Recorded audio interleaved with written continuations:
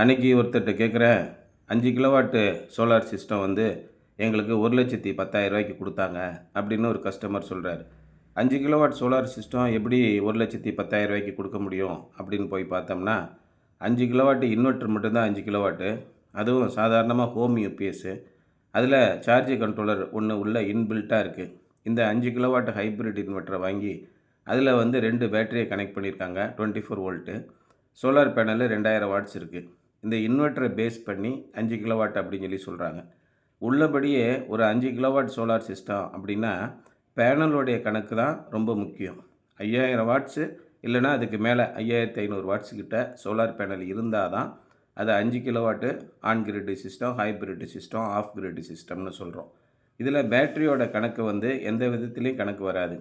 இப்போ நம்ம கொடுத்துருக்குற அந்த ஹைப்ரிட் சிஸ்டத்தில் லோ வோல்டேஜ் ஹைப்ரிட் சிஸ்டம்னு சொல்லுவோம். இதுலேயே ஹை வோல்டேஜ் ஹைப்ரிட் சிஸ்டம்னு இன்னொரு டைப் இருக்குது. அதெல்லாம் பெரிய பெரிய இண்டஸ்ட்ரீஸ்க்கு நம்ம யூஸ் பண்ணுறோம்.